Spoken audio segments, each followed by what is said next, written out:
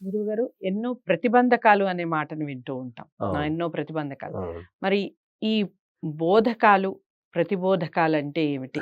దానికి సంబంధించి ఆ! కేనోపనిషత్తు ఏం చెప్తోంది చెప్పండి? ఇక్కడ బోధ, ప్రతిబోధ అని 2 హ్మ్. మాటలు ఇందులో మనకు కనిపిస్తూ ఉన్నాయి. హ్మ్. ఇందులో బోధ అనే పదానికి అర్థం ఏమి ఇచ్చాడంటే ఉపనిషత్కారుడు, మనస్సు అనేది ఇంద్రియాల ద్వారా బయటికి వెళ్ళి, ఆ వస్తువు యొక్క ఆకారాన్ని హ్మ్. పొందితే ఆ చిత్తవృత్తికి బోధ అని పేరు. హ్మ్. అది. అంటే మన జీవుడిని మనస్సు ప్రక్కనుంటుంది. జీవుడిని ఆవరించి ఉంటుంది. హ్మ్. జీవుని కప్పేసి ఉంటుంది. ఒక నిజంగా చెప్పాలి అంటే మనస్సు. హ్మ్. హ్మ్. అంటే జీవున్ని అంటిపెట్టుకొని మనస్సుంటే, మనస్సును అంటిపెట్టుకొని ఇంద్రియాలుంటాయి. ఇంద్రియాలను అంటిపెట్టుకొని ఇంద్రియ విషయాలుంటాయి. ఓకే. ఇంద్రియ విషయములంటే శబ్ద, స్పర్శ, రూప, రసగంధాలన్నమాట. హ్మ్. హ్మ్. ఒక్కొక్క ఇంద్రియానికి ఒక విషయం అన్నమాట. మన విషయలోలుడు అనే మాట ఉంటది చాలామంది. వాడు విషయలోలుడయ్యా అంటారు. అవును. అంటే సంగీతం వింటే ఇగ వాడు సంగీతంలో వాడు మునిగిపోతాడు. అవును. అట్లా. ఆ విధంగా అనమాట. స్పర్శ ఒక దగ్గర కూర్చుంటే వాడు లేవడిగ. హ్మ్. రూపం ఆ రూపాన్ని చూస్తూ అలాగే ఉండిపోతాడు. హ్మ్. ఏ రసం వాడు భోజనం చేస్తూ ఇంకా కావాలి కావాలంటాడు. హ్మ్. తర్వాత ఎక్కడైనా సువాసన దొరికితే అక్కడే ఉండిపోతాడు. ఆ తోటలోనే నిలబడిపోతాడు. హ్మ్. అంటే ఈ విధమైనన్ని విషయములంటారు వీటిని. ఈ విషయములను గ్రహించేవి ఇంద్రియాలు. హ్మ్. ఆ ఇంద్రియాలకు ఆ శక్తి ఎలా వస్తుంది? మనస్సు వల్ల వస్తుంది. మనస్సు దేని చేత ప్రభావితం అవుతుంది?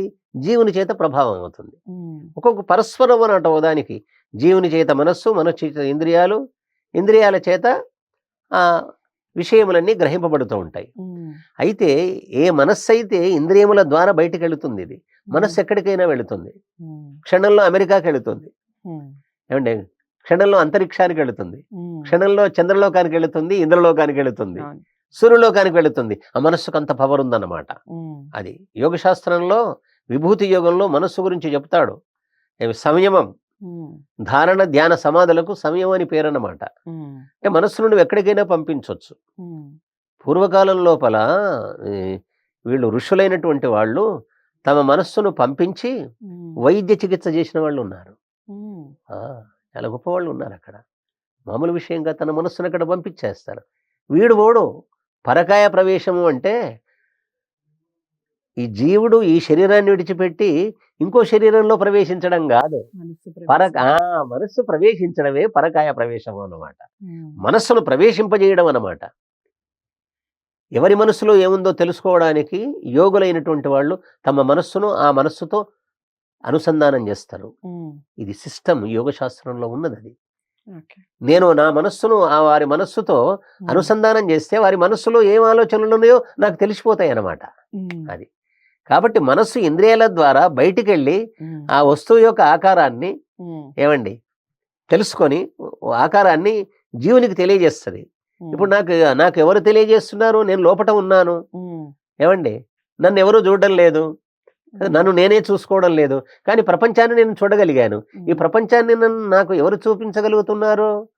నేత్రం చూపించగలుగుతుంది. హ్మ్. మరి నేత్రాన్ని ఎవరు ఆజ్ఞాపించగలుగుతున్నారు? నేత్రానికి జీవునికి మధ్యన ఎవరుంది? మనస్సున్నది. హ్మ్. అది. మనస్సు వల్లనే మనం ఆ నేత్రం ద్వారా ఆ వస్తువులను చూడగలుగుతున్నాం.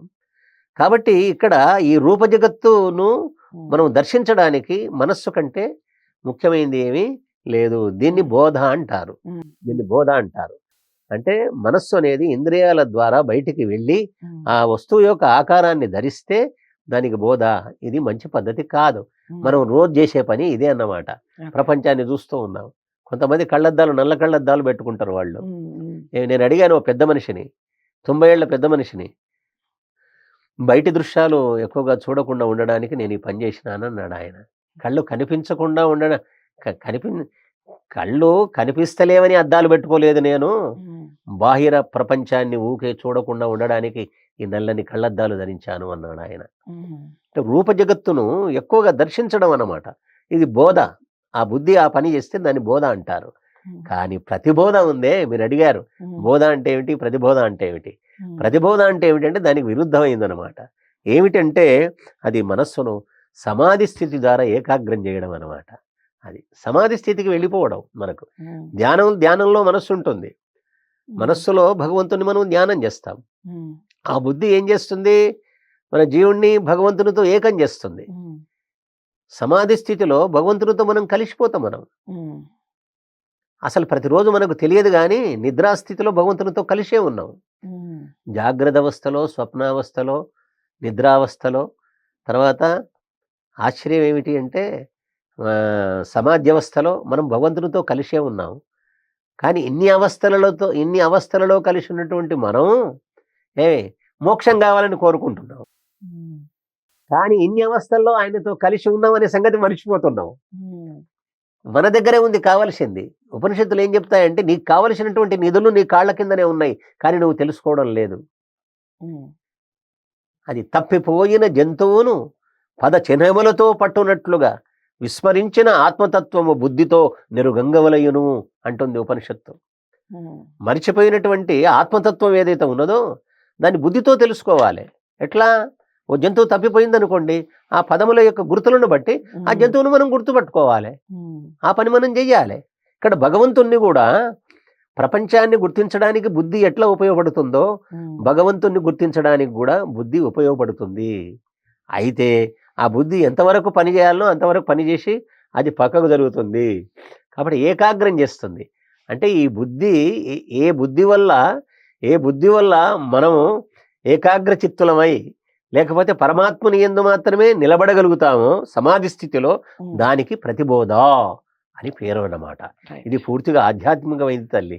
ఉమ్. చాలా అంటే చాలా చక్కటి వివరణ ఇచ్చారు. బోధ ప్రతిబోధకి అసలు అర్థాలు, దాని మధ్యలో ఉన్నటువంటి వ్యత్యాసాలు, ఎందుకు ఆ పేర్లు రావడం జరిగింది, దానివల్ల మనం ఏం తెలుసుకుంటాం, ఈ విషయాలన్నీ కూడా ఈ వీడియో ద్వారా తెలుసుకుందాం. మరి మీరు చేయాల్సింది ఏమిటి? ఇలాంటి వీడియోస్ అందరికీ చేరాలి. ముఖ్యంగా ఉపనిషత్తుల యొక్క విషయాలు అందరికీ చేరాలి అంటే మనం లైక్ చేసి మ్యాక్సిమం అందరికీ షేర్ చేసే ప్రయత్నం చేద్దాం వీడియోస్ని. ఛానల్ని సబ్స్క్రైబ్ చేసుకోవడం మర్చిపోవద్దు. కేనో ఉపనిషత్తుకు సంబంధించి మరో మంచి ప్రశ్నతో మళ్ళీ మీ ముందుకు వస్తాను. ఇంతవరకు సెలవు. నమస్తే.